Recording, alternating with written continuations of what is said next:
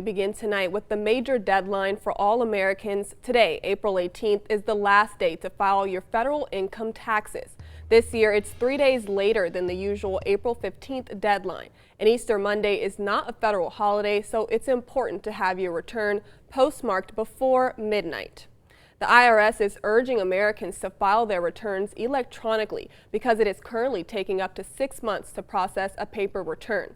Plus, this year's return will be a little more complicated than usual for those trying to meet the deadline.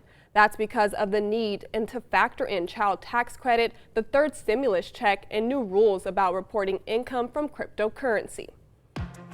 And with today being tax day, some in the Central Valley are coming together to call for policy change where the wealthiest people pay their fair share of taxes.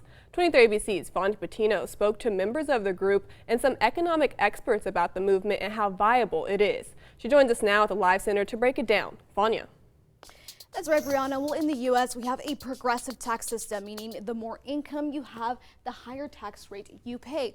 It sounds simple enough, but once you throw in deductions, tax credits, and a long list of other tax laws, it can become complicated. So using some of those laws, some of the wealthiest people in the country have found ways around paying income taxes, which is why many, including here in the Central Valley, are pushing for a tax reform.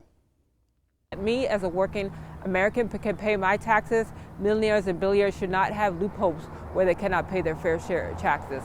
It's a source of frustration for Tasha Hall with the group Unrig Our Economy Central Valley. When it comes to income taxes, income is what can complicate things. The problem is many of the ultra wealthy have been able to eliminate, in some cases, billionaires have paid no income taxes based on how they receive their income. Local financial advisor with MoneyWise, Dave Anderson, points to a report from ProPublica last year that showed some of the most known billionaires, including Amazon founder Jeff Bezos, take advantage of those loopholes. All of his wealth is locked up in his stocks. So how does he provide for himself and his lifestyle? Well, he goes out and he gets loans that are not taxable, loans that are backed by the assets that he owns. So ultimately what he ends up doing is he's getting tax-free income. Some people would look at that and say, hey, that's unfair, we need to change it. Anderson adds the solution is not as simple as raising taxes because not all income is treated equally. For example, besides not having income, others have their money in assets that do not get taxed,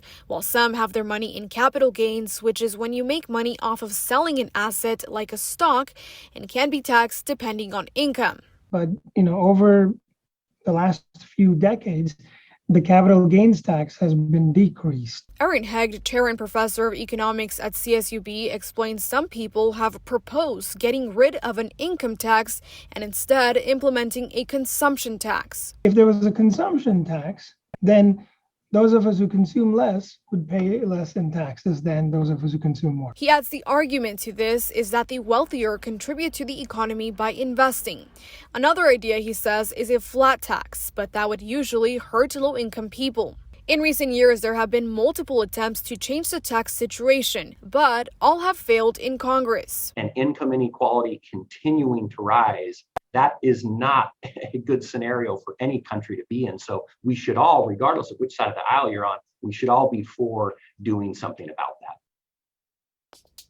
The Central Valley Group also says they hope more people get involved and call on the representatives to push for a change. Coming up at 6, more on the loopholes companies use. In studio, Vanya Patino, 23 ABC News, connecting you.